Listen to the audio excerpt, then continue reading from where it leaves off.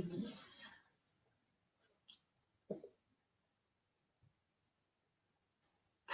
Bonjour mes petits canards. Bonjour. C'est Morgane et Lilith, mon amie sorcière. Ben voilà, c'est l'épisode numéro 10 de Cancanage au coin du feu. Déjà. Et puis, ouais, déjà, je reviens pas. Il y a le coin Il y a le coin du feu là. Bon, il est moins sympa que les 2 derniers Cancanages, mais bon, il est là, symbolique. Et puis il y a la chaleur que nous émettons naturellement, évidemment. Et la chaleur du café. Et moi, de ma tisane, d'ailleurs, j'ai une nouvelle Papa Noël, enfin Maman Noël, m'a offert une tasse que j'adore, évidemment, Carpe Diem. Donc voilà, tout va bien. Donc c'est mon premier cancanage en compagnie de quelqu'un d'autre. Donc je suis très contente. Et en fait, Lilith, on s'est rencontrés via Laure des Aventurières, puisque tu étais sa cliente et tu m'as envoyé un message. Oui, c'est ça. Pour qu'on se rencontre et on s'est rencontrés au parc de la Tête d'Or, donc à côté de chez moi. À côté des canards. Oui, à côté des canards, de la mare aux canards, et avec mes enfants. On a passé un beau moment, et d'ailleurs Gabriel me parle de temps en temps de toi, ça l'avait marqué. Et voilà, et depuis on se suit mutuellement et nous partageons la passion des livres. Donc ma première question pour toi, Lilith, qu'aimes-tu dans la vie et particulièrement qu'aimes-tu lire? Alors dans la vie, moi j'aime beaucoup de choses parce que je suis extrêmement curieuse. C'est bien. À partir du moment où je connais pas quelque chose, je suis capable de me passionner en 2 heures et du coup de lire beaucoup sur le sujet. Donc je peux vraiment lire sur tout. Ça peut être sur les sujets qui m'intéressent le plus, la spiritualité, les cartes, le développement personnel, mais aussi là je me suis reprise de passion pour le management et j'ai envie de me commander des livres de spécialistes du management des organisations. Donc c'est très disparate. Mais c'est bien, c'est ce qu'il faut. Et ce que j'aime lire, alors en ce moment, je lis beaucoup de documents, alors beaucoup de livres sur le tarot anglo-saxon parce que je suis beaucoup plus branchée tarot façon à l'américaine, qui est beaucoup plus inclusif, beaucoup plus ouvert que le tarot vu de France. Alors, juste pour dire inclusif, ça veut dire quoi? Ça veut dire qu'on ne masculinise pas de manière systématique ce qu'on dit. On essaye d'inclure tous les genres, masculin, féminin, transgenre, agenre, enfin tout ce qui peut exister. Parce que dans le tarot de Marseille classique, c'est assez binaire en fait. Et moi, du coup, j'adhère pas forcément à ça. Donc, je lis énormément de livres sur le tarot américain, écrits par des femmes principalement, parce que là, c'est plutôt un hasard. C'est parce que c'est les auteurs que j'ai trouvés qui sont des femmes, mais bon, je pense que c'est pas un hasard tant que ça que ce soit elles qui prennent ce côté du tarot inclusif. Coucou Fabienne. Coucou tout le monde. Alors, coucou tout le monde. Oui. Isabelle, Sandrine, Nelly, Fafa, Estelle, Laurence. Hello, bienvenue. C'est Lilith, pour celles qui viennent d'arriver. Bonjour. Et du coup, tiens, je vois que Fabienne est là. Grâce à Morgane, j'ai découvert les livres de Fabienne qui ont vraiment changé ma vie. Mais vraiment. Là, je pense, ça fait 1 mois que j'ai découvert ces livres et que je les ai lus, mais ça a déjà eu un impact énorme. Je vais le chercher. Et du coup, je lis énormément en ce moment sur la spiritualité, surtout la médiumnité. Donc, principalement, voilà. J'ai lu les 2 tomes, voilà. En 2 ou 3 jours, je les ai bouffés. Concrètement, ça se lit hyper vite. Moi, ça m'a beaucoup parlé et ça m'a vraiment débloqué.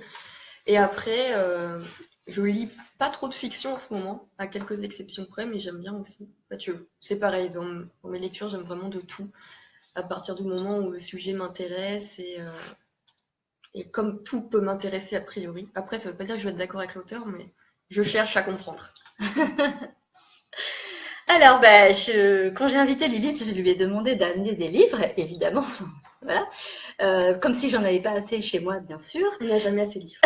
Jamais assez. Donc, nous partageons cette passion et nous avons, par hasard, sans le savoir mutuellement, nous ont mis des challenges. Moi, je me suis mis un challenge personnel de lire 100 livres cette année.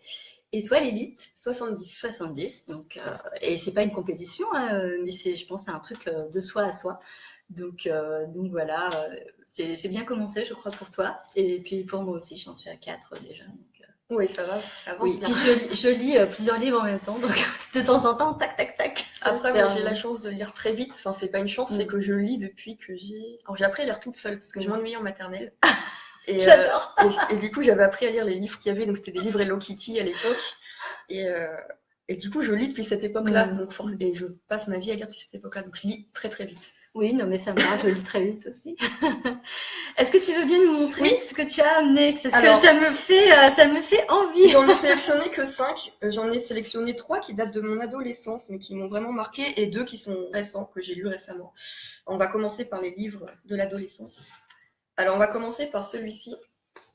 C'est Biographie de la fin d'Amélie Nothomb. J'ai dû laisser l'édition de poche chez mes parents. C'est dans ce sens-là. Tu veux que je le tienne? J'ai dû laisser l'édition de poche chez mes parents. J'aurais préféré vous montrer celle-là parce que c'est celle que j'avais les moyens d'acheter à l'époque. Donc elle devait coûter 5 €. Et je l'ai tellement lue et relue que j'ai dû rescotcher les pages entre elles.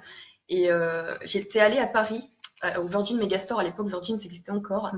Parce que Amélie Nothomb faisait une dédicace. Et on entretenait une correspondance. Et du coup, j'étais allée la rencontrer. Alors, j'étais toute jeune, du coup, je pleurais, j'étais pas bien. Alors, pour m'aider à aller mieux, elle m'avait fait boire dans sa coupe de champagne. Je sais pas si ça m'a aidé. Mais du coup, je lui ai tendu mon livre de biographie de la fin qui était complètement déchiré. Je me suis dit, oh là là, comment elle va le prendre? Elle me fait, mais c'est génial, tu le lis à ce point-là, tu l'as tout le temps avec toi, tu le lis tellement que le livre, il a vécu. Et du coup, elle l'avait dédicacé. Mais du coup, après, je l'ai racheté en édition quand j'ai eu un peu plus de sous.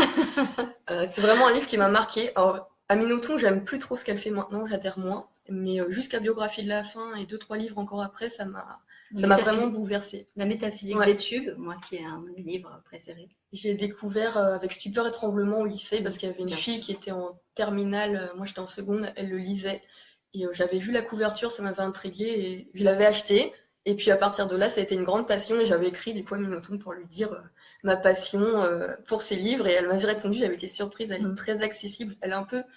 je sais qu'on lit beaucoup de choses sur elle dans les médias, qu'elle est un peu étrange, tout ça, mais... Nous, non. Pas du tout étrange, nous. mais moi, enfin, je sais pas, je la trouve très accessible. C'est un personnage, mais si on veut lui parler, on peut. Et elle est très ouverte. Et j'avais été surprise parce qu'une fois, je lui avais envoyé une compile avec des musiques que j'adore. Il y avait pas mal de musique industrielle. Elle me disait, mais j'adore ce que tu m'as envoyé. C'est parmi mes groupes préférés, c'est génial. Et je l'imaginais pas du tout comme ça. Donc c'était très drôle. J'avais effectivement lu qu'Amélie Nothomb était quelqu'un qui correspondait avec ses lecteurs. Oui. Tu es la preuve vivante que c'est vrai. Donc je suis ravie. J'étais très surprise. Je m'attendais pas du tout parce que franchement, ma lettre, j'ai dû l'écrire, j'avais 14-15 ans, enfin, ça devait être... C'est génial. Je pense qu'avec le recul, je la relirais, la lettre, je trouverais ça ridicule, mais elle prend le temps quand même de répondre. Et même si nos petits états d'âme d'adolescents, des fois, c'est les états d'âme d'adolescents, elle prend pas ça de haut. Et c'est ça qui est appréciable. Moi, je me suis toujours sentie comme une égale, en fait. Elle prend pas les gens de haut. Moi, je trouve ça assez formidable, ce qui n'est pas le cas de tout le monde. Même de gens qui n'écrivent pas et qui ne font rien de la vie, des fois, ils te prennent de haut. Donc... Donc je trouve ça assez génial d'avoir un auteur, une autrice, pardon, qui est capable juste de prendre les lecteurs pour ce qu'ils sont. Alors on va parler d'un deuxième livre, qui est le livre de Lolita Peel, Elle, qui est pareil, un livre qui m'a... Alors là, c'est de la fiction, parce que le premier, c'est plutôt autobiographique, même si c'est un peu romancé. Alors ça raconte l'histoire, en fait, d'une jeune femme qui vit dans les quartiers dorés de Paris. Et en fait, elle a une vie complètement désabusée, elle doit avoir 16 ou 17 ans, et voilà, sa vie c'est cocaïne, drogue, party. Waouh. Ça a l'air bien, c'est ouf. Et mais en fait, on se rend compte que derrière toutes ces paillettes, il n'y a rien qui va, tout le monde se déteste, elle rencontre un mec, mais bon, ça se passe pas bien parce qu'ils n'arrivent pas à communiquer. Et j'ai bien aimé le ton de Lolita Peel, elle est très crue, mais en même temps, c'est pas vulgaire, c'est très vrai. Et ça, c'était pareil, j'ai lu, j'étais très très jeune, enfin très très jeune. 2006, le film est sorti, oui, ça fait au moins 10 ans que j'ai dû le lire. Alors j'ai vu le film récemment et j'étais extrêmement déçue parce que pour moi, il fait partie de ces livres qu'on ne peut pas adapter facilement. Et pourtant, j'aime beaucoup les acteurs qui sont dedans, mais pour le coup, j'ai trouvé ça très fade. Très très fade, oui, en film. Je suis d'accord avec les deux. Moi, quand je l'ai lu, j'essaye d'éviter de lire les critiques parce que ça m'intéresse pas. Je préfère découvrir par moi-même, mais il se trouve qu'à l'époque, j'avais quand même pas mal d'informations qui venaient jusqu'à moi et les critiques n'étaient pas très bonnes, mais moi, je le sentais bien et j'ai beaucoup aimé ce livre. Je l'ai beaucoup aimé parce qu'en fait, ça m'a parlé. Moi, je viens de ces quartiers dont elle parle et j'ai eu des amis qui étaient comme ça. Ah, ça doit avoir encore plus de saveur de donc le je lire. pense que ça a résonné, même si c'était pas du tout mon monde à moi. Mais voilà. Et effectivement, le film est anecdotique, enfin, à mon sens. Non, moi, je l'ai même pas fini. J'ai essayé, je me suis dit, bon, voilà. Mais bon. C'est la vie. Voilà. Mais c'est comme l'adaptation de 1984. J'ai pas du tout aimé. Le livre, j'ai adoré, mais alors l'adaptation. En fait, c'est un livre qui est tellement particulier. Tu te crées ton univers 1984 et je trouve que c'est dur à projeter. Quand tu as la vision de quelqu'un d'autre, ça peut perturber. Ah, il y a pas mal de monde qui est arrivé, dis donc, tu attires les foules. Donc, Émilie, Aurélie, Gabriel, salut. Géraldine, Laurence, Nico, salut. Bonjour tout le monde. Alors là, je vais vous présenter un livre qui est assez militant de Wendy Delorme qui s'appelle Insurrection en territoire sexuel. Alors, je ne connais pas. Je l'ai ressorti de ma bibliothèque. Ça fait, je crois que je l'ai pas relu depuis le lycée. Mais en fait, justement, ça trace un peu différents parcours de femmes. Je sais plus. Oui, voilà, il y a plusieurs petits textes en fait qui parlent d'un peu tout. Et ça parle beaucoup de sexualité. Je pense que maintenant, on parle beaucoup du mouvement sex positive en France, un peu plus en tout cas qu'à l'époque où je l'ai lu et où à l'époque je connaissais pas du tout ce mot. Et je pense en fait qu'il doit en faire partie, parce que alors, je vais vous lire ce qui est écrit derrière.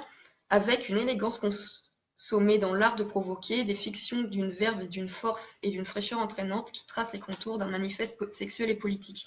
Et ça, je crois que je sais plus où je l'avais trouvé, dans quel contexte. J'aimerais bien m'en souvenir d'ailleurs, parce que c'est pas quelque chose qu'on trouve assez souvent, Wendy Delorme. Mais c'est à l'époque aussi où j'avais lu King Kong Theory de Despentes, enfin toute cette littérature féministe très, très directe. Moi, c'est le ton qui m'a beaucoup plu. Elles ne mâchent pas du tout leurs mots. Elles y vont pas par quel chemin. Elles présentent des choses qui sont parfois difficiles. Mais franchement, ce livre, c'est pareil, je l'ai beaucoup relu dans mon adolescence. Je m'en souviens plus, je vous en parle, mais je m'en souviens plus. Mais du coup, je vais le relire pour mon défi de 2018 parce que je pense qu'avec mes yeux d'adulte, ce sera différent. Mais en tout cas, je pense que ça a beaucoup marqué mon féminisme et ma façon de voir les choses. Parce que voilà, je suis contente d'avoir lu ce genre de livre ado en fait. Parce que c'est pareil, Despentes, c'était pas forcément donné que je lise ça. Je les ai achetés avec mon argent de poche et c'est vrai qu'à l'époque, je comprenais pas tout, mais ça m'a marqué, je pense. Donc c'est vrai que j'aurais pu vous ramener King Kong Theory aussi. Il y a un moment, il a fallu faire des choix. Alors, je connais pas ce livre, mais moi aussi, j'ai découvert Virginie Despentes assez jeune. Alors, peut-être pas aussi jeune que toi, parce qu'on a quand même, je pense, presque 20 ans de différence. Et elle m'a beaucoup marquée parce que je viens d'un milieu où on parle pas trop de ces choses-là et que ça m'intéressait, comme beaucoup de gens, je pense, mais on n'ose pas forcément le dire. Et j'allais dire la violence de sa plume, mais la violence, le réalisme, ça m'a vraiment ouvert les yeux sur les choses et ça m'a permis de mettre des mots sur des choses que moi j'avais vécues ou que j'avais vues autour de moi. Et en fait, ça a été très positif. Donc, j'ai les Baise-moi et les Chiennes savantes. C'est des livres auxquels je tiens parce que elle faisait partie de ces premières femmes qui ont osé écrire ce genre de choses. Et de manière très crue, mais réaliste. C'est pas cru pour le sensationnalisme, en fait, c'est juste la réalité. Et c'est ça aussi qui peut être très dur, je pense, quand on lit les bouquins de Despentes, d'ailleurs, c'est que c'est cru parce que c'est les situations telles qu'elles arrivent. Elles prend pas de pincettes, en fait, pour les envelopper, et du coup, ça peut être un peu dur, mais c'est nécessaire aussi de voir la réalité telle qu'elle est parfois. Et qu'est-ce que je voulais dire ? Alors, j'en profite pour dire bonjour à Nadège, à Cathy et à Virginie. Alors, je me souviens comment j'ai découvert Virginie Despentes, en fait, c'est parce qu'elle avait traduit la chanson de Placebo qui était devenue Protège-moi en français. Et j'étais très fan de Placebo quand j'étais ado. Là, c'est pareil, j'ai un peu décroché, je suis beaucoup moins fan de ce qu'ils font maintenant. Mais j'aimais beaucoup le côté androgyne du chanteur, j'aimais beaucoup sa façon de jouer justement avec les ambiguïtés. Je pense qu'il avait un petit côté David Bowie plus ou moins revendiqué. Et du coup, Virginie Despentes avait traduit Protège-moi. Donc la chanson originale, c'est Protect Me from What I Want. Et c'est comme ça que j'ai découvert Despentes. Et du coup, comme j'étais très fan de Placebo et que je voulais comprendre tout leur univers, j'étais allée chercher des bouquins de Despentes oui, ça devait être au Auchan à l'époque, au rayon du Auchan. Ça s'appelait pas Auchan maintenant, c'est Simply Market, c'était Attaque. Voilà. Le Attaque était la route en face de mon immeuble. Comme quoi, hein, la culture se cache partout, partout. Et oui, si on cherche bien, on peut trouver. Et voilà. Et je pense que de là, je me suis intéressée à pas mal de choses, même si je comprenais pas tout. Et voilà, où j'en suis aujourd'hui. Comme quoi, la musique mène à tout. Et là, j'ai 2 livres qui sont beaucoup plus récents. Je sais pas, on va commencer par celui-là.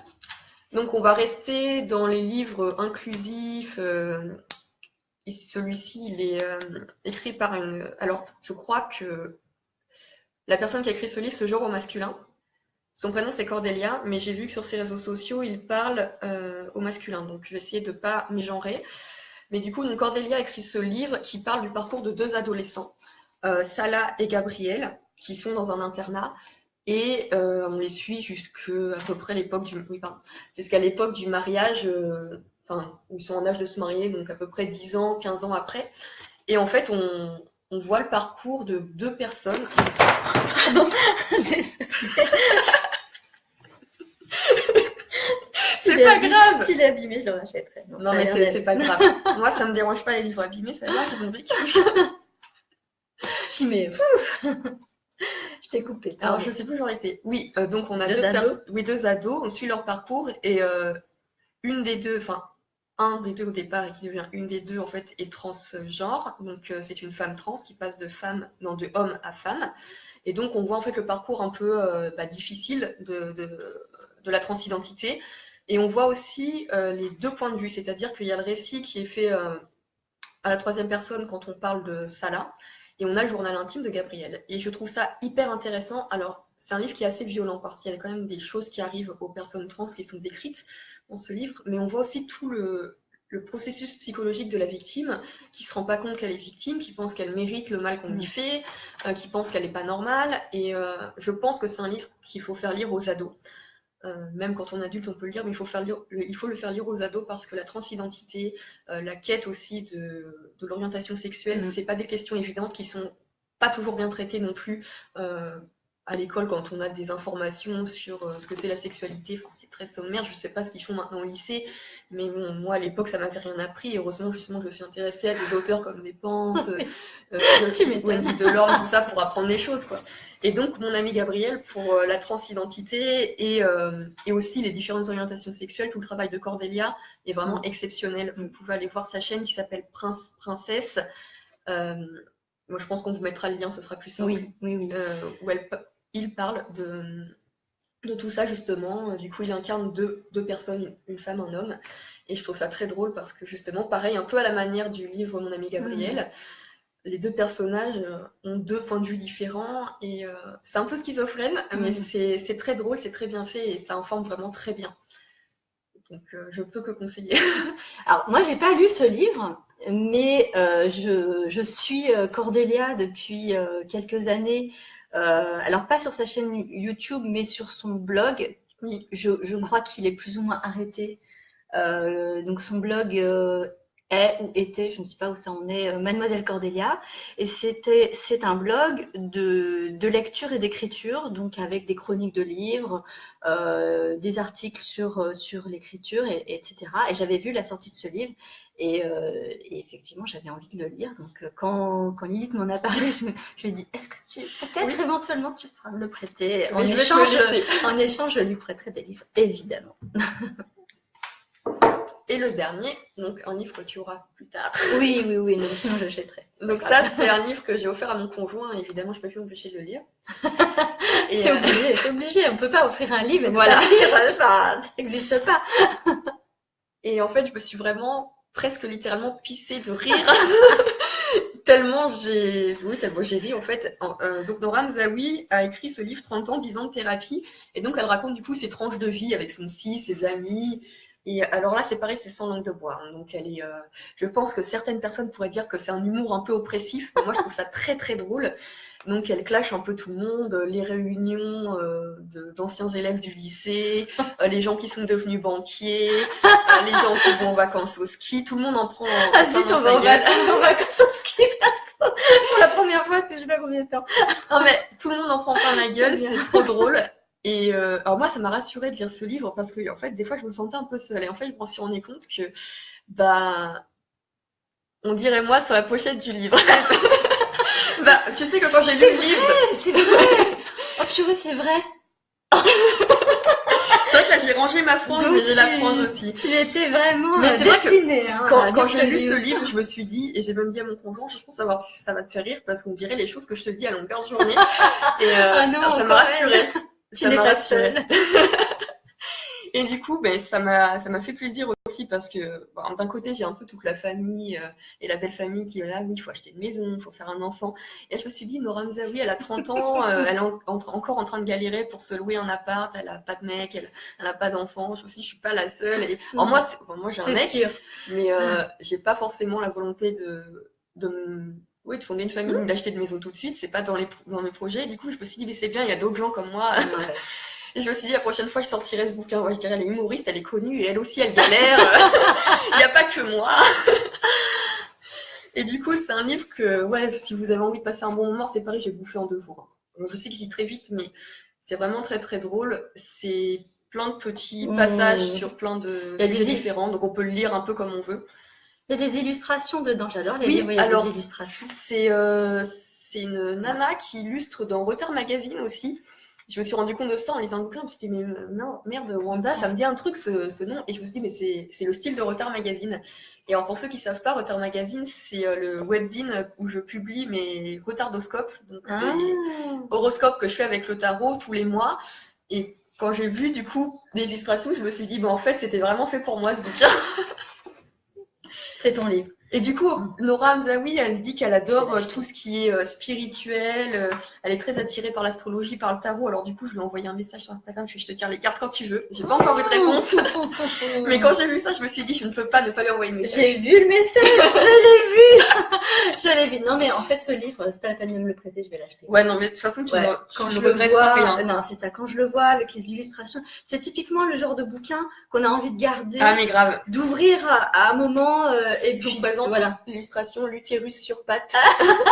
Ce qu'elle raconte aussi quand elle a ses règles et les SPM et tout ça. Et du coup, ouais, là, franchement, c'était.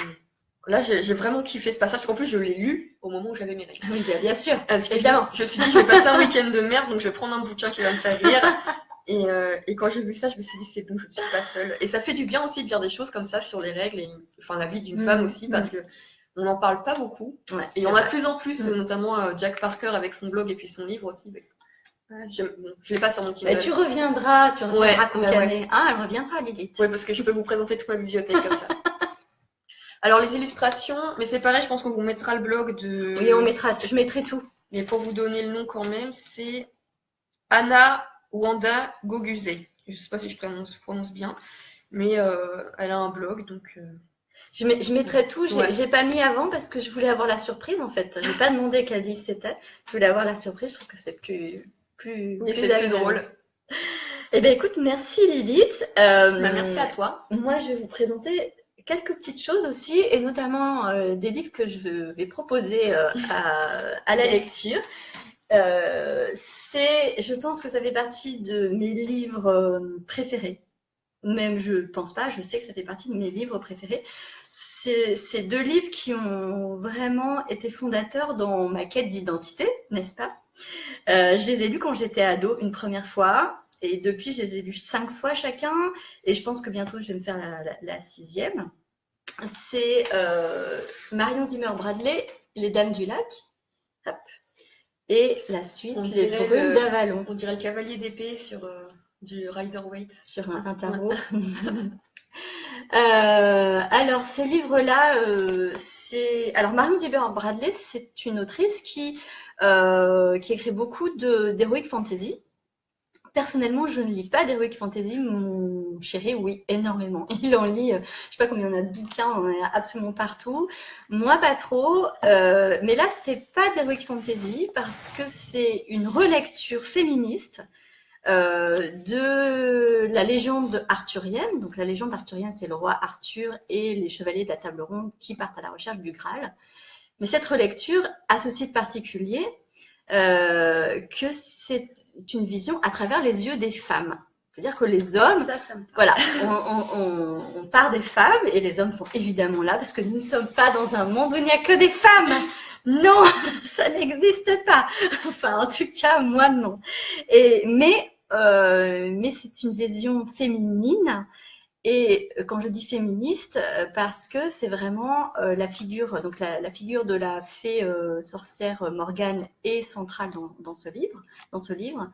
Et c'est symbolique, hein, c'est le symbole de la femme sorcière rebelle qui combat comment dire, je vais pas trouver mon mot, mais les habitudes, enfin les carcans, les cadres, etc. Et puis, elle n'est pas du tout parfaite, hein. C'est aussi quand même un petit peu une... Voilà, elle fait des trucs pas toujours très sympas. Mais c'est des livres que j'adore, qui sont très très bien écrits. Alors c'est en français. Moi je lis pas en anglais. J'arrive pas à rentrer dans les livres en anglais, mais déjà en français c'est vraiment très très bien. Et pourquoi ça a été fondateur pour moi? Parce que je porte ce prénom-là, le prénom de Morgane, et je pense que c'est pas pour rien.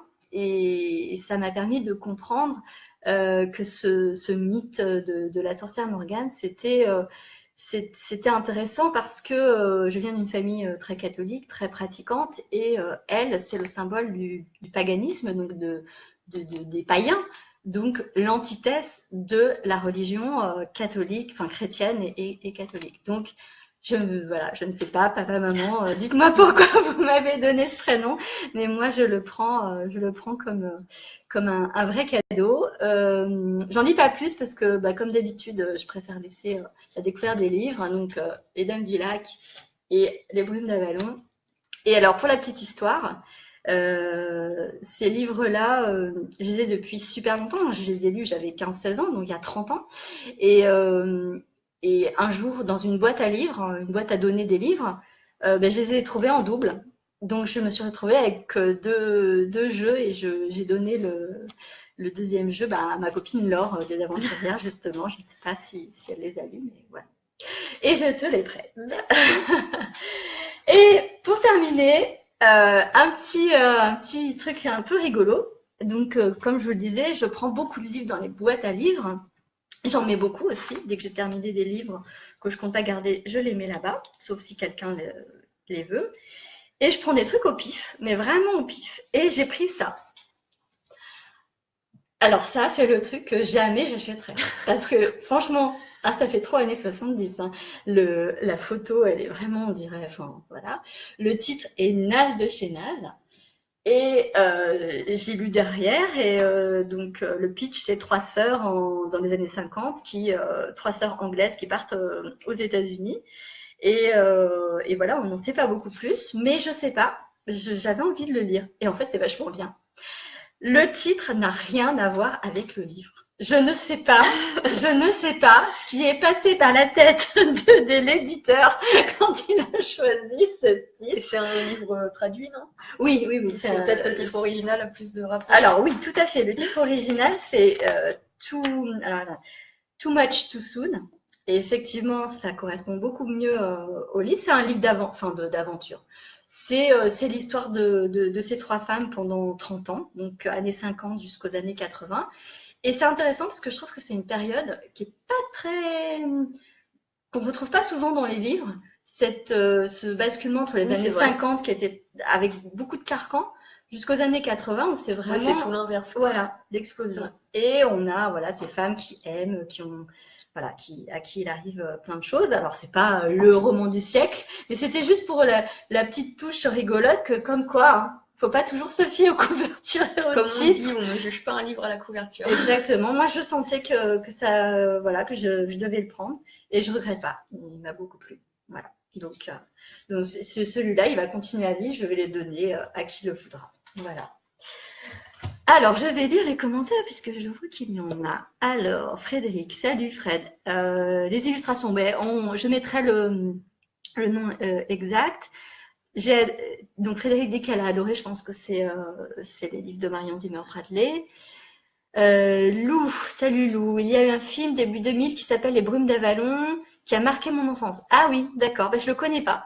Je le connais pas, mais j'avoue, je suis pas sûre d'aller le regarder parce qu'en fait, le livre, moi, je suis pas quelqu'un de visuel. Je n'ai pas beaucoup d'images dans la tête, et c'est un livre que j'ai vraiment visualisé. Donc, je pense que je vais me garder mes visualisations. C'est tellement rare. Et puis, je me suis aussi beaucoup, évidemment, je l'ai vécu je me suis sentie dans la peau de cette Morgane, donc je vais garder ce truc-là. Isabelle, Les Dames du Lac, ça me donne envie de le relire. Oui, l'aspect féminin au féminisme m'avait échappé quand j'étais ado. Ouais, je pense que en plus, c'est bien tous les 10 ans parce que on lit à chaque fois avec une grille de lecture différente et avec des niveaux. C'est un peu comme les BD. Moi, je lis beaucoup de BD. Et c'est intéressant, par exemple, de relire même des Astérix ou des Tintins, parce qu'on comprend des trucs qu'on n'avait jamais captés, des jeux de mots, des situations, des symboles. On a beaucoup de culture, plus de culture historique et sociologique, et c'est intéressant. Coucou Alex, coucou Marion. Alors vous arrivez un petit peu à la fin, mais c'est pas grave. Évidemment, le Cancanage sera en replay. Donc cette fois-ci, il n'y a que des livres parce que je voulais mettre en avant mon invité. La prochaine fois, a priori, je serai toute seule, donc je reprendrai des séries. Parce que j'ai plein de choses, plein de séries à présenter. Donc, peut-être je ferai une spéciale série. Tiens, qu'est-ce que vous en pensez? Une spéciale série, ouais, ça peut être intéressant. Bon, il y aura toujours 1 ou 2 bouquins que je présenterai, mais ouais, ça peut être pas mal. J'ai repris la saison 4 de Peaky Blinders, là. Alors, vient d'arriver sur Netflix. Peaky Blinders, j'ai regardé la saison 1. Et au début, j'étais complètement dedans et j'ai décroché et j'ai pas du tout, voilà, j'y suis pas revenue. Je sais pas pourquoi. C'est les mystères, hein. J'ai accroché direct et du coup, avec mon conjoint, parce qu'en plus, il y a que 6 épisodes par saison. Oui. Donc, on les bouffe très rapidement. Et à chaque fois, on est frustrés de faut encore attendre. C'est ça qui est bien avec les séries, c'est la frustration. Et moi, du coup, j'aime bien quand je regarde une série attendre que la saison elle soit terminée pour pouvoir me bouffer tous les épisodes d'un coup. Mais bon, c'est pas mieux parce qu'au final, après, j'en ai plus pendant 1 an, quoi. Donc, je suis pas sûre que ce soit une bonne stratégie. Mais... Ah, je sais pas si j'ai une stratégie en fait. Moi, ma stratégie, c'est de suivre tellement de séries que voilà, quand il y en a une qui se termine, je sais que c'était tellement d'autres trucs à suivre et à voir que voilà. Alors, Marion, je capte rien, je verrai en replay. Oui, je pense que ce sera mieux. Lou, j'ai aimé que Facebook me prévienne que Réunion de sorcières avait lieu en direct alors que je n'avais pas suivi les rendez-vous pour cancaner au coin du feu. Génial. Voilà, je pense que c'est un mot qui attire. C'est un mot qui attire.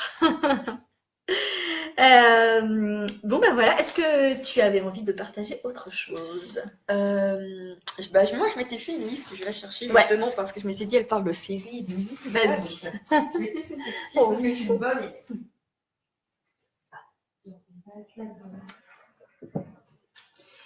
Alors, Frédéric dit, il faut regarder Penny Dreadful. Alors oui, je suis d'accord. Moi, j'ai beaucoup aimé cette série. Moi, j'ai commencé, mais justement, c'est bizarre, j'arrive pas à me mettre dedans. Comme quoi, c'est vraiment... Et pourtant, il y a à peu près tout pour me plaire. Apparemment, il y a une nana qui tire les cartes.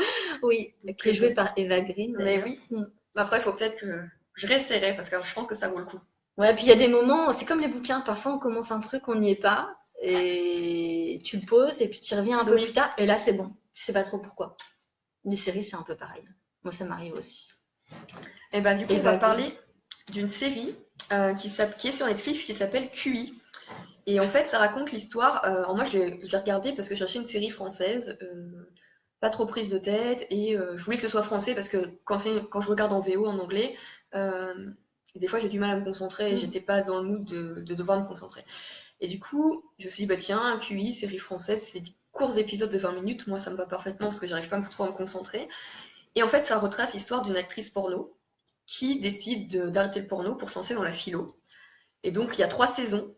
J'ai pas trop aimé la fin, je vais pas vous spoiler, mais j'ai pas aimé la fin de la 3e saison parce que je m'attendais à autre chose. Mais bon, c'est peut-être aussi ça le but de la série finalement. La première saison, du coup, elle quitte le porno pour faire de la philo. La 2e saison, elle se rend compte qu'elle est en quête d'une vérité absolue que la philo ne lui apporte pas. Du coup, elle se tourne vers la religion. Et après, elle se retrouve présentatrice télé, elle présente une émission d'astrologie à la con. Et elle se retrouve embrigadée dans des espèces de sectes parce qu'en fait, c'est quelqu'un qui aime chercher. Et du coup, elle teste pareil un peu tout, mais elle est très crédule. Et, et du coup, c'est intéressant de voir ce personnage. Et du coup, ça traite de plein de sujets, évidemment. La place des femmes, la place du corps des femmes, la place de la femme dans le couple, parce qu'elle se retrouve en couple au début avec un réalisateur porno qui veut pas qu'elle arrête, parce qu'elle, c'est un peu sa poule aux œufs d'or à lui, donc il veut pas qu'elle arrête, et il en a rien à foutre qu'elle soit heureuse ou pas. Et c'est très drôle, c'est pas du tout prise de tête. Et il y a pas longtemps, j'ai écouté le podcast La Poudre sur Ovidie, enfin avec Ovidie en invité, qui est une ancienne actrice porno et qui réalise des documentaires, qui a fait aussi des études de philosophie. Et je me suis demandé du coup, parce que moi je connaissais pas du tout sa carrière à Ovidie, je la connaissais juste pour justement ses ouvrages plutôt féministes aussi, que pour sa carrière porno. Et du coup, elle a arrêté le porno pour faire des études de philo. Et du coup, je me suis dit peut-être que finalement, elle s'est un peu inspirée de ça. Et c'est bien aussi de montrer que le porno, c'est pas forcément quelque chose de subi, parce qu'on a une image souvent que les femmes qui travaillent dans l'industrie du sexe, elles le subissent. Alors que là, dans la série et Ovidie, c'était un choix délibéré, puis après, c'était un choix délibéré de faire autre chose, parce qu'elles peuvent faire autre chose. Et aussi, c'était intéressant de montrer que c'est difficile, une fois qu'on était dans le porno, de se défaire de cette image-là. Et voilà, donc c'est une série que je vous conseille, c'est pareil, ça se regarde très vite, très facilement. C'est avec Alison Paradis, donc j'imagine que ça doit être de la famille de Vanessa Paradis. Oui, c'est sa sœur. Voilà, la fille qui connaît tout. Non mais en fait, Vanessa et moi, on est presque jumelles, nous sommes presque nées à la même date, donc je connais toute sa vie. Et ben voilà. Elle habitait dans mon quartier quand j'étais à Paris 16e, n'est-ce pas? Voilà. Et ouais, j'avais bien aimé. Et du coup, j'avais noté un peu de musique. Musique française aussi, parce que vive la francophonie, et que des femmes aussi. Alors, il y a Juliette Armanet. Je connais pas. C'est une trentenaire, je crois, qui fait de la musique avec son piano.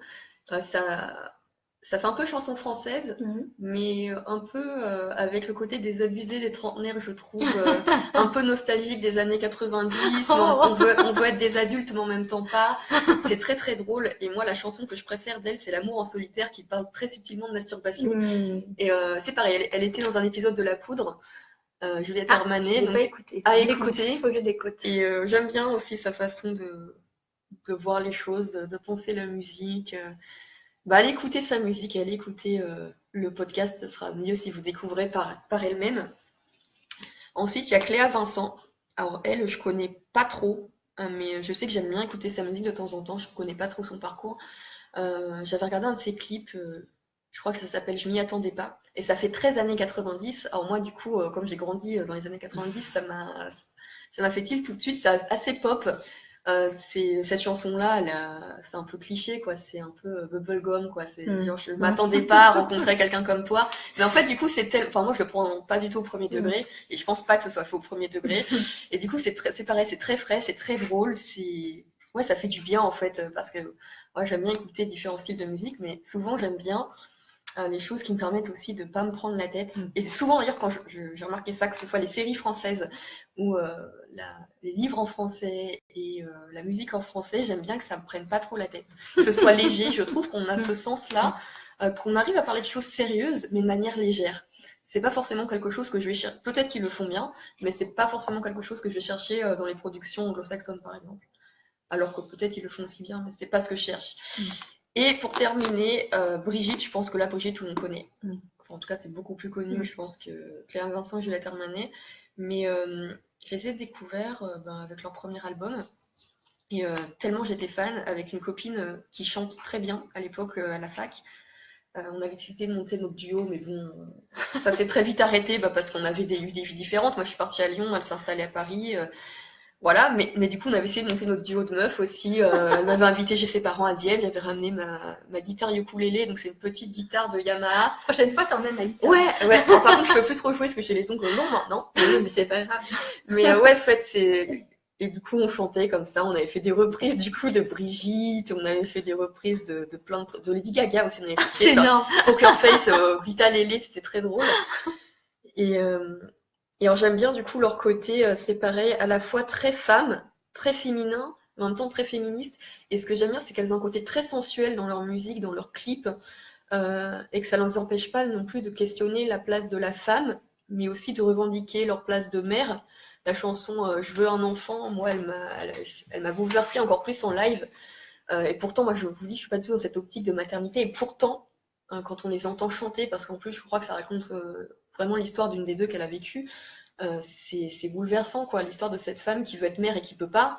Et elle dit, voilà, moi, j'arrive à être une putain, j'arrive à être une femme, j'arrive à être tout ce que la société me demande, sauf une mère. Et du coup, j'ai l'impression de pas être complète. Et j'adore parce que justement, elle traite de tous ces sujets, le rapport aux hommes, le rapport entre les femmes, la question de la maternité, de la spiritualité. Je trouve ça aussi très très frais quelque part. C'est très frais et en même temps très profond, très poétique. Ouais, moi j'adore.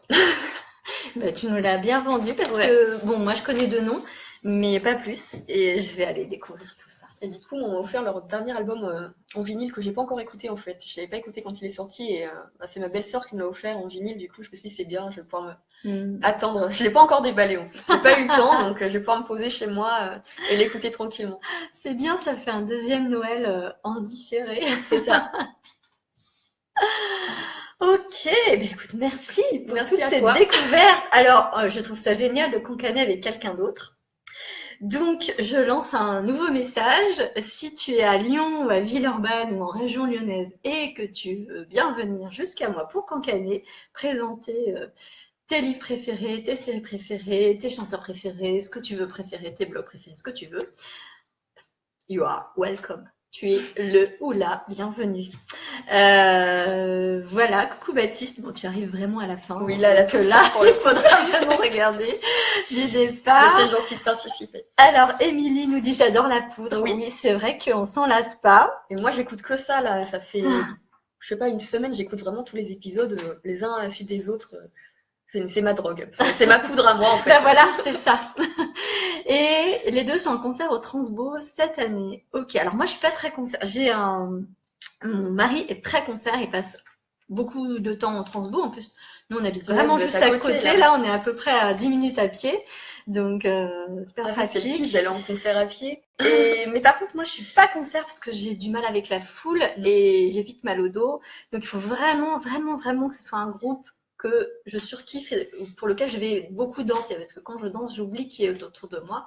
Sinon, j'ai trop la conscience des gens qui sont autour de moi et j'arrive pas à me plonger dans le concert. D'ailleurs, moi, j'ai vu Brigitte au Transbo la dernière fois qu'elles sont passées et ils avaient vraiment surchargé le transborder, c'est-à-dire qu'il y avait des gens jusqu'au niveau du bar qui est dans la petite salle.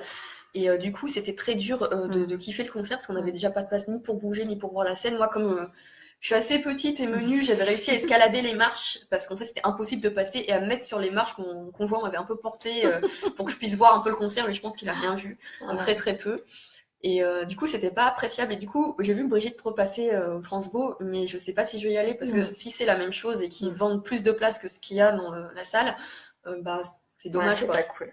Ça vaut pas le coup. Non, au Transbo, pour ceux qui connaissent, il faut être devant, clairement.